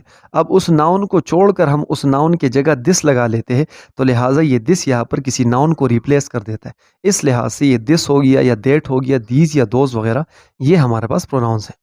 اچھا، اور ساتھ ساتھ میں آپ کو ایک اور بات بتاتا چلوں کہ دس، دیٹ، دیز اور دوز ہمارے پاس ڈیمونسٹریٹو پروناؤنز ہونے کے ساتھ ساتھ یہ ڈیمونسٹریٹو ایڈجیکٹیوز بھی ہے، یعنی کہ یہ چار ورڈز پروناؤن بھی ہے اور یہ ہمارے پاس ایڈجیکٹیوز بھی ہے۔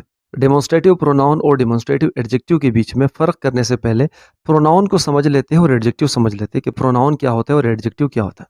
تو دراصل پروناؤن کا کام ہوتا ہے کسی ناؤن کو ریپلیس کرنا، یعنی کہ کسی ناؤن کے جگہ استعمال ہونا، اور ایڈجیکٹیو کا کام ہوتا ہے کسی ناؤن کو موڈیفائی کرنا، یعنی کہ ایڈجیکٹیو ہمیں کسی ناؤن کے متعلق مزید معلومات فراہم کرتا ہے۔ تو اب بات کرتے ہیں ڈیمونسٹریٹو پروناؤن اور ڈیمونسٹریٹو ایڈجیکٹیو کے درمیان فرق۔ تو دراصل دس، دیٹ، دیز اور دوز ہمارے پاس ڈیمونسٹریٹو پروناؤنز بھی ہے اور یہ ہمارے پاس ڈیمونسٹریٹو ایڈجیکٹیوز بھی ہے، مگر یہ کب ہمارے پاس پروناؤنز ہوں گے اور کب یہ ہمارے پاس ایڈجیکٹیو ہوں گے، اس کا فیصلہ جملے میں ان کے استعمال پر ہوگا کہ یہ جملے میں کس طرح استعمال ہوئے ہیں۔ تو چلیے میں آپ کو ایک مثال سے ڈیمونسٹریٹو پروناؤنس اور ڈیمونسٹریٹو ایڈجیکٹیوز کے درمیان فرق سکھاتا ہوں۔ مثال میں ہم دو جملے لیتے ہیں، ایک دس از اے کار اور دوسرا دس کار از مائن، یعنی کہ پہلے جملے کا مطلب ہے کہ یہ ایک کار ہے اور دوسرے جملے کا مطلب ہے کہ یہ کار میری ہے۔ پہلے جملے کے اندر دس ہمارے پاس ایک ڈیمونسٹریٹو پروناؤن ہے اور دوسرے جملے کے اندر دس ہمارے پاس ایک ڈیمونسٹریٹو ایڈجیکٹیو ہے۔ جیسے کہ میں آپ کو بتا چکا ہوں کہ کسی ایڈجیکٹیو کا کام ہوتا ہے ناؤن کو موڈیفائی کرنا اور کسی پروناؤن کا کام ہوتا ہے ناؤن کے جگہ خود استعمال ہونا۔ اسی طرح آپ کو یہ بھی معلوم ہوگا کہ کوئی پروناؤن جملے کا سبجیکٹ یا آبجیکٹ ہو سکتا ہے، مگر کوئی ایڈجیکٹیو جملے کا سبجیکٹ یا آبجیکٹ نہیں ہو سکتا۔ تو اب پہلے جملے پر ذرا غور کیجئے، دس از اے کار، یہ ایک کار ہے، تو اس جملے کے اندر سبجیکٹ ہے ہمارے پاس دس، اور جیسے کہ میں آپ کو بتا چکا ہوں کہ بھئی سبجیکٹ ہمیشہ ہی یا تو ناؤن ہوتا ہے یا پروناؤن ہوتا ہے، تو لہٰذا یہاں پر یہ دس جو ہمارے پاس ہے یہ ہمارے پاس جملے کا سبجیکٹ ہے، تو لہٰذا ناؤن تو یہ ہے نہیں، کہ یہ ناؤن نہیں ہے تو پھر یہ پروناؤن ہی ہو سکتا ہے، کیونکہ سبجیکٹ ہمیشہ ہی یا تو ناؤن ہو سکتا ہے یا پروناؤن ہو سکتا ہے۔ اور دوسرے جملے کے اندر کار ہمارے پاس سبجیکٹ ہے اور کار سے پہلے استعمال شدہ دس دراصل اس کار کی وضاحت کر رہا ہے، یعنی کہ اس کار کو اسپیسیفائی کر رہا ہے کہ دس کار از مائن، کہ بھئی یہ والی جو گاڑی ہے یہ میری ہے۔ ناؤن ہے ہمارے پاس کار اور اس کار کی مزید موڈیفیکیشن دس کے ذریعے ہو رہی ہے، تو لہٰذا یہاں پر دس ہمارے پاس ہو گیا ایڈجیکٹیو۔ اب میں آپ کو ڈیمونسٹریٹو پروناؤن اور ڈیمونسٹریٹو ایڈجیکٹیوز کے درمیان فرق کرنے کے دو بہت آسان طریقے سکھاتا ہوں۔ ایک یہ ہے کہ ڈیمونسٹریٹو پروناؤن کو جملے سے ہٹایا نہیں جا سکتا اور ڈیمونسٹریٹو ایڈجیکٹیو کو جملے سے ہٹایا جا سکتا ہے۔ اگر ڈیمونسٹریٹو پروناؤن کو جملے سے ہٹا دے تو جملہ میننگ فل نہیں رہتا، اور اگر ڈیمونسٹریٹو ایڈجیکٹیو کو جملے سے ہٹا دے تو جملہ پھر بھی میننگ فل رہتا ہے۔ پہلے جملے کو لیجئے، دس از اے کار، اگر یہاں پر ہم دس کو ہٹا دے تو پیچھے بچ جاتا ہے از اے کار، تو کیا از اے کار ایک میننگ فل کمپوزیشن ہے؟ بالکل نہیں، لہٰذا یہاں پر یہ دس ریکوائرڈ ہے۔ اسی طرح دوسرے جملے سے دس ہٹا کر دیکھتے ہیں، اگر ہم دوسرے جملے سے دس ہٹا دیں تو بچ جاتا ہے کار از مائن، یعنی کہ گاڑی میری ہے۔ دس کو ہٹانے کے بعد بھی کمپوزیشن میننگ فل ہے۔ اور دوسری اس کی آسان پہچان یہ ہے کہ کبھی بھی کسی پروناؤن کے فوراً بعد کسی ناؤن کا استعمال نہیں ہو سکتا، اور ایڈجیکٹیو کے فوراً بعد عموماً ہی کسی ناؤن کا استعمال کیا جاتا ہے۔ تو پہلے جملے کے اندر ہمارے پاس دس کے بعد از یعنی کہ ایک لنکنگ ورب کا استعمال ہوا ہے، اور دوسرے جملے کے اندر دس کے بعد ہمارے پاس کار کا استعمال ہوا ہے۔ اگر یہ دس پروناؤن ہے تو پھر اس کا کار سے فوراً پہلے آنا ناممکن ہے، کیونکہ کبھی بھی پروناؤن اور ناؤن بنا کسی پنکچویشن مارک یا کنجنکشن کے ایک ساتھ نہیں آ سکتے۔ تو لہٰذا جو سب سے آسان پہچان ہے وہ یہ ہے کہ پروناؤن کے بعد عموماً کسی ورب کا استعمال ہوتا ہے اور ایڈجیکٹیو کے بعد عموماً کسی ناؤن کا استعمال ہوتا ہے۔ ہم ریسیپروکل پروناؤن کی بات کریں گے، تو چلیے سب سے پہلے ریسیپروکل پروناؤن کی ڈیفینیشن سمجھ لیتے ہیں کہ ریسیپروکل پروناؤن ہوتے کیا۔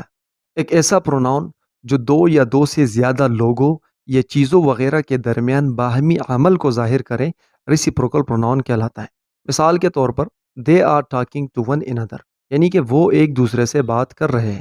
تو یہاں پر ون another سے ہمیں پتہ چلتا ہے کہ دو یا دو سے زیادہ لوگوں کے درمیان باہمی بات چیت ہو رہی ہے، یعنی کہ ایک باہمی عمل ہو رہا ہے، اور اس جملے کے اندر وہ باہمی عمل بات چیت کا ہے، تو لہٰذا یہاں پر ون another ہمارے پاس ریسیپروکل پروناؤن ہے۔ اسی طرح ایک اور مثال ملاحظہ کیجئے، Heer and Ranjha were in love with each other, Heer اور رانجھا ایک دوسرے سے محبت کرتے تھے۔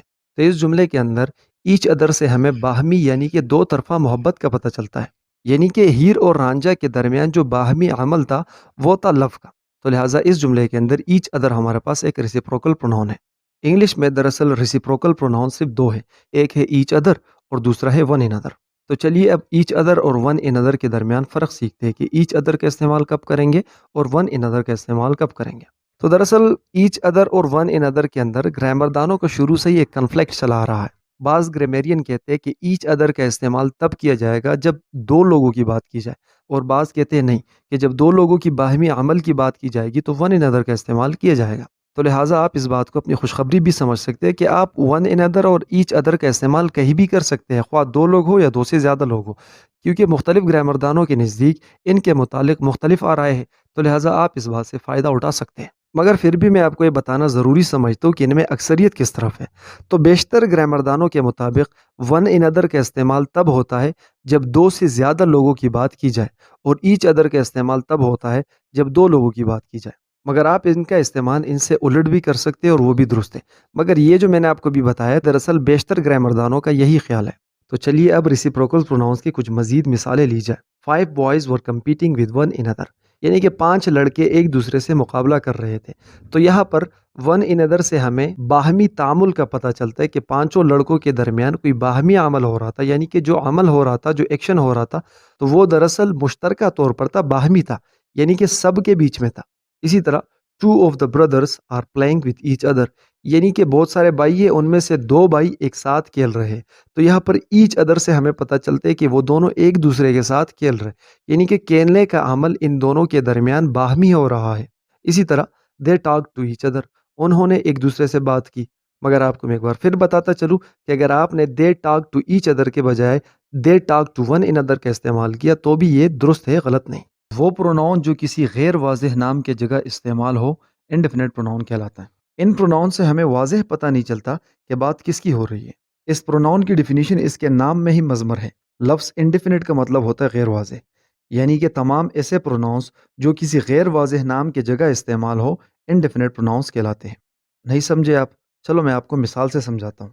مثال میں ایک جملہ لیتے ہیں، I saw someone، میں نے کسی کو دیکھا۔ تو یہاں پر someone ہمارے پاس ایک انڈیفینٹ پروناؤن ہے جو کسی غیر واضح شخص کی طرف اشارہ کرتا ہے۔ تو کیا آپ مجھے بتا سکتے ہو کہ میں نے کس کو دیکھا؟ ہرگز نہیں، کیونکہ میں نے یہاں پر someone کا استعمال کیا جو کہ ایک انڈیفینٹ پروناؤن ہے۔ I saw someone، میں نے کسی کو دیکھا، میں نے کس کو دیکھا، وہ کون تھا، وہ کیسا تھا، اس بارے میں کوئی معلومات نہیں ہے، بس فقط بتایا گیا ہے کہ میں نے کسی کو دیکھا۔ تو یہاں پر someone ہمارے پاس ایک انڈیفینٹ پروناؤن ہے جس سے اس کے انٹیسیڈنٹ کا پتہ نہیں چلتا، یعنی کہ اس سے یہ پتہ نہیں چلتا کہ یہ پروناؤن کس کے لیے استعمال کیا گیا۔ چلیے ایک اور مثال لیتے ہیں، somebody call the police، کوئی پولیس کو بلاؤ۔ تو اس جملے کے اندر somebody ہمارے پاس ایک انڈیفینٹ پروناؤن ہے۔ somebody call the police، کوئی پولیس کو بلاؤ، کون پولیس کو بلائے، پولیس کو بلانے والا کون ہوگا، یہ بات غیر واضح ہے، اس لیے یہ somebody ہمارے پاس یہاں پر ایک انڈیفینٹ پروناؤن کہلایا۔ چلیے ایک اور مثال لیتے ہیں، many were injured، کئی زخمی تھے۔ تو اس جملے کے اندر many ہمارے پاس انڈیفینٹ پروناؤن ہے، کیونکہ many سے ہمیں یہ پتہ نہیں چلتا کہ کون کون زخمی تھا اور کتنے لوگ زخمی تھے۔ دراصل انڈیفینٹ پروناؤن کا استعمال ہم تب کرتے ہیں جب ہمیں سبجیکٹ یا آبجیکٹ کے متعلق پوری معلومات نہ ہو، یعنی کہ جب ہم نہیں جانتے کہ سبجیکٹ یا آبجیکٹ کون ہے، کتنے لوگ ہیں وغیرہ۔ اب چونکہ آپ انڈیفینٹ پروناؤنس کے کانسیپٹ کو جان چکے ہو تو چلیے کچھ مزید انڈیفینٹ پروناؤنس کو جانتے ہیں۔ سم ون، somebody اور many کے علاوہ ہمارے پاس something، anything، everything، all، each، none، any، few، many، nobody، some، one، enough، no one وغیرہ بھی ہمارے پاس انڈیفینٹ پروناؤنس ہیں، کیونکہ ان کا استعمال بھی بیشتر انہی اوقات میں کیا جاتا ہے جب ہمیں سبجیکٹ یا آبجیکٹ کے متعلق پوری معلومات نہیں ہوتی۔ یہاں پر آپ نے ایک اور بات بھی ذہن نشین رکھنی ہے کہ کسی بھی پروناؤن کے فوراً بعد کسی ناؤن کا استعمال نہیں ہوتا۔ جب بھی کسی انڈیفینٹ پروناؤن کے فوراً بعد کسی ناؤن کا استعمال ہو تو اس صورت میں وہ انڈیفینٹ پروناؤن نہیں بلکہ وہ انڈیفینٹ ایڈجیکٹیو کہلائے گا۔ مثال کے طور پر all the guests are well، سارے مہمان ٹھیک ہیں۔ تو اس جملے کے اندر all ہمارے پاس انڈیفینٹ ایڈجیکٹیو ہے، انڈیفینٹ پروناؤن نہیں، کیونکہ پروناؤن تقریباً ہمیشہ ہی یا تو جملے کا سبجیکٹ ہوتا ہے یا جملے کا آبجیکٹ ہوتا ہے۔ اس جملے کے اندر گیسٹ ہمارے پاس سبجیکٹ ہے، اور یہ آل یہاں پر ایک موڈیفائر ہے جو کہ اس ناؤن گیسٹ کی مقدار بتا رہا ہے، اور جو بھی ورڈ کسی ناؤن کے متعلق معلومات فراہم کرے وہ ایڈجیکٹیو کہلاتا ہے۔ چلیے اب آل کو ایک انڈیفینٹ پروناؤن کے طور پر بھی استعمال کرتے ہیں، آل از ویل، سب ٹھیک ہے۔ تو اس جملے کے اندر آل ہمارے پاس ایک انڈیفینٹ پروناؤن ہے کیونکہ یہ جملے کا سبجیکٹ ہے۔ اس کے علاوہ آپ کو ایک اور بات بتاتا چلوں، انڈیفینٹ پروناؤن کے استعمال میں اکثر لوگ ون میں غلطی کرتے ہیں۔ بیشتر اوقات ہم ون کو بطور سبجیکٹ لیتے ہیں اور اس کے ساتھ ہم پوزیسو ایڈجیکٹیو یعنی ہز اور ہر کا استعمال کرتے ہیں، جو کہ گرامیٹیکلی بالکل غلط ہے۔ جب بھی ون کو بطور سبجیکٹ استعمال کیا جائے اور اس جملے میں ون کا کسی دوسرے ورڈ سے تعلق، قبضہ، ملکیت یا رشتہ دکھانا ہو تو ہمیشہ ہی ونس کا استعمال کیا جائے گا۔ مثال کے طور پر one should obey one's parents, چونکہ اس جملے کے اندر ون ہمارے پاس سبجیکٹ ہے تو پوزیشن دکھانے کے لیے بھی ہم نے ون کا استعمال کیا ہے. اگر اس کے برعکس ہم one should obey his parents یا one should obey her parents کہے تو یہ جملہ گرامیٹیکلی غلط ہوگا. ڈسٹریبیوٹیو پروناؤن دراصل ایک ایسا غیر واضح پروناؤن ہوتا ہے جو کئی سارے لوگوں، جگہوں یا چیزوں وغیرہ میں سے ایک شخص، چیز یا جگہ کی بات کرتا ہے، یا ان سب لوگوں، جگہوں یا چیزوں وغیرہ میں سب کی الگ الگ بات کرتا ہے. چلیے میں آپ کو یہ مثال سے سمجھاتا ہوں. مثال میں ایک جملہ لیتے ہیں، each of the boys is intelligent, یعنی کہ ہر ایک لڑکا ذہین ہے یا لڑکوں میں سے ہر ایک ذہین ہے. تو اس جملے کے اندر لڑکوں کی ایک ایسے گروہ کی بات کی گئی ہے جس میں سے ہر ایک لڑکا ہی ذہین ہے، یعنی کہ ذہانت کے اعتبار سے ہر انڈیویجول اس کے اندر ذہین ہے. تو اس جملے میں ایچ ہمارے پاس ڈسٹریبیوٹیو پروناؤن ہوا، کیونکہ ایچ کے مدد سے ہی کئی سارے لڑکوں میں سب کی الگ الگ بات کی گئی ہے. ڈسٹریبیوٹیو پروناؤن کو بہتر سمجھنے کے لیے چلیے ایک اور مثال لیتے ہیں. One of the fans is working, یعنی کہ ایک پنکھا کام کر رہا ہے یا پنکھوں میں سے ایک کام کر رہا ہے. تو اس جملے کے اندر کئی سارے پنکھوں کی بات کی گئی ہے جن میں سے ایک پنکھا کام کرتا ہے. جیسے کہ میں آپ کو ڈیفینیشن میں بتا چکا ہوں کہ ڈسٹریبیوٹیو پروناؤن کئی سارے لوگوں، جگہوں یا چیزوں وغیرہ میں سے ایک شخص، چیز یا جگہ کی بات کرتا ہے، یا ان سب لوگوں، جگہوں یا چیزوں وغیرہ میں سے سب کی الگ الگ بات کرتا ہے.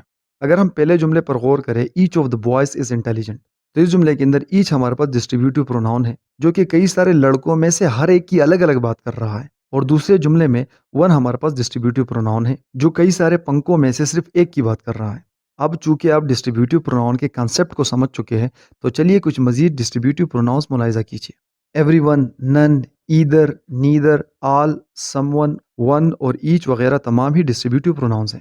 ساتھ ساتھ آپ کو بتاتا چلوں کہ اس ورڈ کو ہم ایدر اور آئدر دونوں پڑھ سکتے ہیں، اور اسی طرح اس دوسرے ورڈ کو نیدر اور نائدر دونوں پڑھ سکتے ہیں. یہاں پر آپ ایک اور بات بھی نوٹ کر لیں کہ آل کے علاوہ تقریباً تمام ڈسٹریبیوٹیو پروناؤنس کے ساتھ سنگولر ورب کا استعمال کیا جاتا ہے. مثال کے طور پر one of my friends is going to America, میرے دوستوں میں سے ایک امریکہ جا رہا ہے یا میرا ایک دوست امریکہ جا رہا ہے. تو یہاں پر one of my friends are نہ ہو کے one of my friends is ہوگا.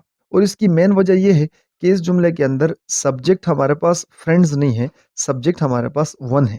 اور ون چونکہ ایک سنگولر سبجیکٹ ہے، یعنی کہ آپ کے دوستوں میں سے ایک امریکہ جا رہا ہے، تو ضروری ہے کہ اس کو سنگولر ٹریٹ کیا جائے اور اس کے ساتھ سنگولر ورب کا استعمال کیا جائے. زیادہ تر انڈیفینٹ اور ڈسٹریبیوٹیو پروناؤنس یکساں ہوتے ہیں، مگر ان کی پہچان جملے میں ان کے استعمال سے ہوتی ہے. انڈیفینٹ پروناؤن سب کی بات ایک ساتھ کرتا ہے، جبکہ ڈسٹریبیوٹیو پروناؤن کئی اشیاء میں سے ایک کی یا سب کی الگ الگ بات کرتا ہے. اس بات کو بہتر سمجھنے کے لیے ایک دو مثال ملاحظہ کیجیے. آل از ویل، یعنی کہ سب ٹھیک ہے. All of them are well, ان میں سے سب ٹھیک ہے. ممکن ہے کہ آپ کے ذہن میں سوال پیدا ہو کہ ابھی تو میں نے کہا تھا کہ آل کے علاوہ باقی تمام ڈسٹریبیوٹیو پروناؤنس کو سنگولر ٹریٹ کیا جائے گا، یعنی کہ آل کو پلورل ٹریٹ کیا جائے گا، تو پھر یہاں پر آل کے ساتھ اس کیوں لگا ہے؟ اور یہ سوال پیدا ہونا بھی چاہیے. تو چلیے آج آپ کا یہ سوال بھی کلیئر کر ہی دیتے ہیں. سب سے پہلی بات تو یہ ہے کہ آل از ویل میں آل ہمارے پاس ڈسٹریبیوٹیو پروناؤن نہیں بلکہ ایک انڈیفینٹ پروناؤن ہے. اور دوسری بات یہ ہے کہ آل از ویل بھی درست ہے اور آل آر ویل بھی درست ہے. یہ ڈیپینڈ کرتا ہے کہ آپ آل کو استعمال کس طرح کر رہے ہو.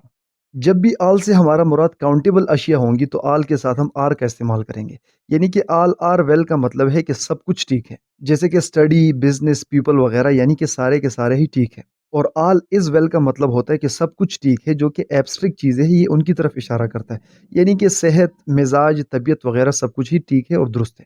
تو پہلے جملے کے اندر آل ہمارے پاس ایک انڈیفینٹ پروناؤن ہے کیونکہ یہ سب کی بات ایک ساتھ کر رہا ہے. آل از ویل، سب ٹھیک ہے. اور دوسرے جملے میں آل ہمارے پاس ایک ڈسٹریبیوٹیو پروناؤن ہے جو سب میں سے ہر ایک کی الگ الگ بات کر رہا ہے.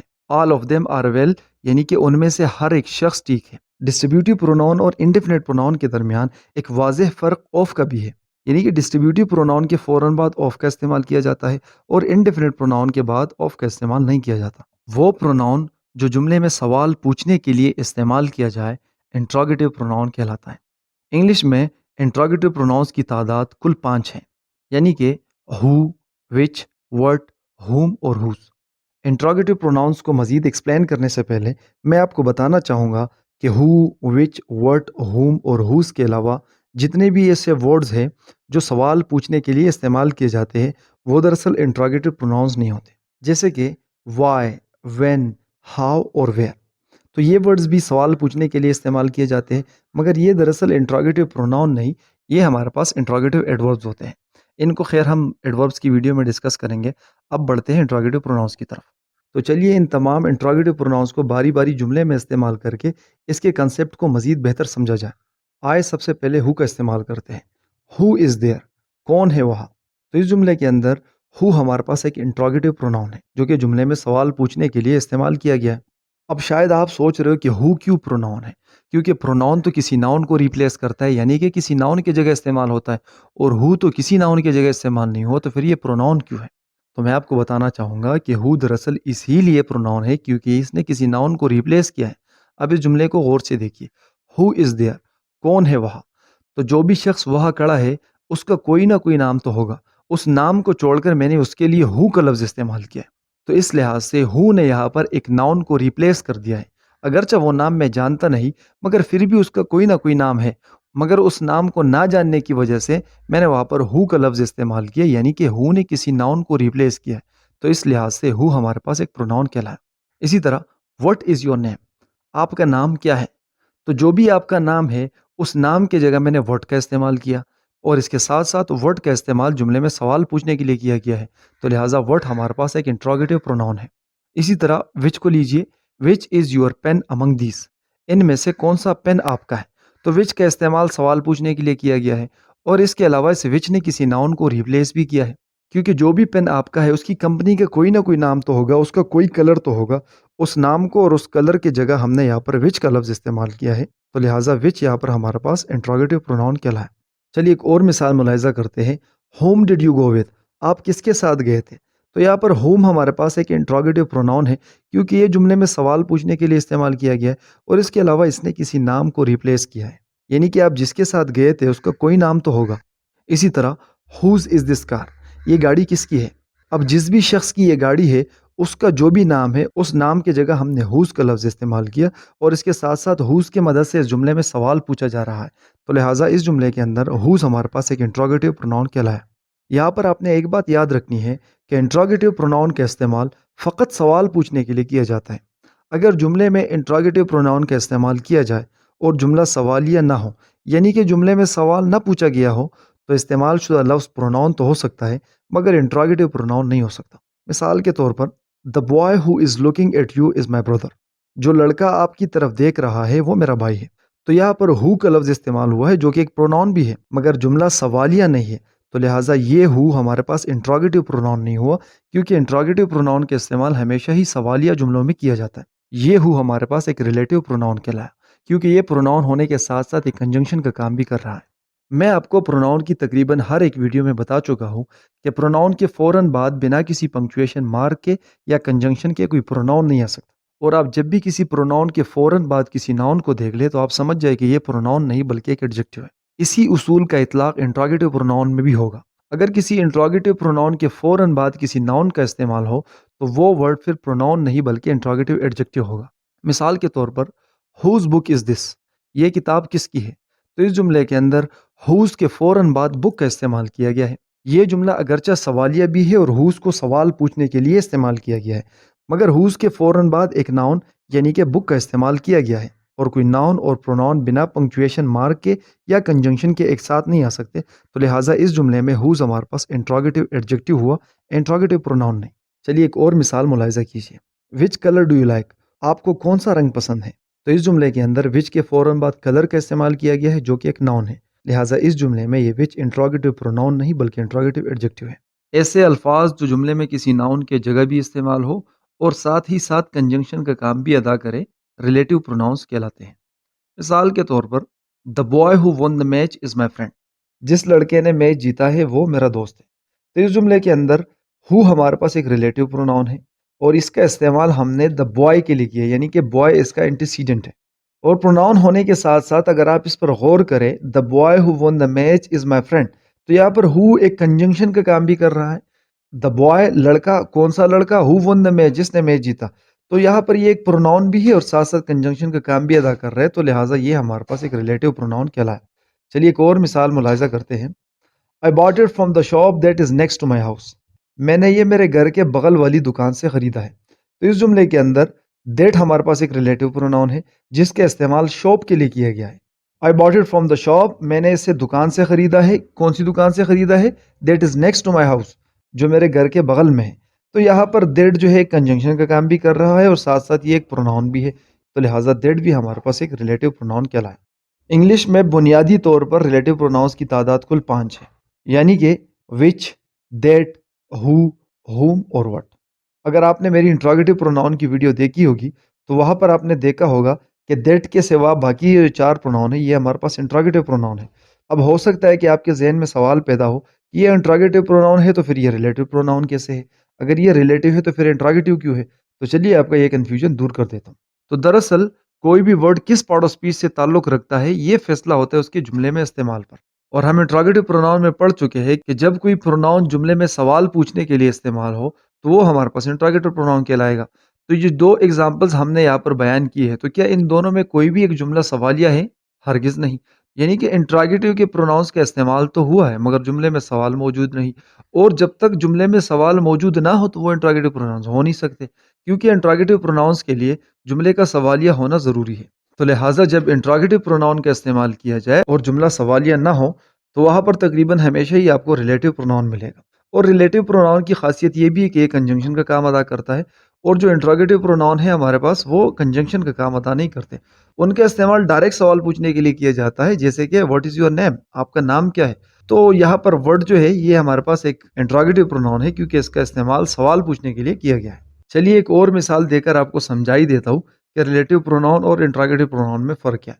مثال کے طور پر you finally spoke what I wanted to hear, بالآخر تم نے وہ کہہ ہی دیا جو میں سننا چاہتا تھا۔ اور ایک دوسرا جملہ لیتے ہیں، واٹ از یور اوپینین، آپ کی رائے کیا ہے؟ تو پہلے جملے کے اندر وٹ ہمارے پاس ایک ریلیٹو پروناؤن ہے کیونکہ وٹ کے استعمال کے باوجود بھی جملہ سوالیہ نہیں ہے، اور اس کے ساتھ ساتھ یہ وٹ یہاں پر ایک کنجنکشن کا کام بھی کر رہا ہے۔ یو فائنلی اسپوک، بالآخر تم نے وہ کہہ دیا، کیا کہہ دیا؟ What I wanted to hear, جو میں سننا چاہتا تھا۔ تو یہاں پر وٹ ایک پروناؤن بھی ہے اور ساتھ ساتھ کنجنکشن کا کام ادا کر رہا ہے، اور دوسرے جملے میں وٹ کا استعمال سوال پوچھنے کے لیے کیا گیا ہے۔ اگرچہ دونوں ہی پروناؤن ہیں مگر ایک کا استعمال سوال پوچھنے کے لیے کیا گیا ہے اور دوسرے کا استعمال 2 مختلف چیزوں کو ریلیٹ کرنے کے لیے کیا گیا ہے۔ تو لہٰذا یہ جو پہلا جملہ ہے اس کے اندر وٹ ہمارے پاس ایک ریلیٹو پروناؤن ہے، اور دوسرے جملے کے اندر وٹ ہمارے پاس ایک انٹراگیٹو پروناؤن ہے جو کہ سیدھا سیدھا سوال پوچھنے کے لیے استعمال کیا گیا ہے۔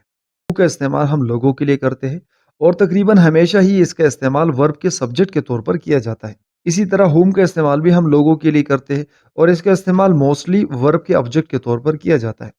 وچ کا استعمال ہمارے پاس جانوروں کے لیے اور بے جان چیزوں کے لیے کیا جاتا ہے، اور ورڈ کا استعمال ہمارے پاس فقط ہی بے جان چیزوں کے لیے کیا جاتا ہے۔ اور ان کے علاوہ یہ جو دیٹ ہے اس کا استعمال کسی کے ساتھ بھی کیا جا سکتا ہے، یعنی کہ دیٹ کا استعمال لوگوں کے لیے بھی کیا جا سکتا ہے، جانوروں کے لیے بھی کیا جا سکتا ہے اور چیزوں کے لیے بھی کیا جا سکتا ہے۔ ہاں، ویڈیو ختم کرنے سے پہلے میں آپ کو ایک اور بات بتانا چاہوں گا، اور وہ یہ ہے کہ ہمارے پاس ریلیٹو پروناؤنس ہونے کے ساتھ ساتھ کمپاؤنڈ ریلیٹو پروناؤنس بھی ہوتے ہیں، جیسے کہ whoever, whomever, whichever اور وٹ ایور، مگر ان کو ہم کسی دوسری ویڈیو میں ڈیٹیل سے ڈسکس کریں گے۔ ابھی کے لیے بس اتنا جان لو کہ یہ ورڈز ہمارے پاس کمپاؤنڈ ریلیٹو پروناؤنس ہیں اور یہ ورڈز ہمارے پاس ریلیٹو پروناؤنس ہیں۔ تو میں امید کرتا ہوں آپ کو ویڈیو پسند آئی ہوگی۔ اگر آپ کو ویڈیو پسند آئی تو ویڈیو کو لائک کر دے، اگر نئے ہیں تو چینل کو بھی سبسکرائب کر دے۔ اپنا بہت سا خیال رکھیے گا، اگلی ویڈیو میں ملتے ہیں، اللہ حافظ۔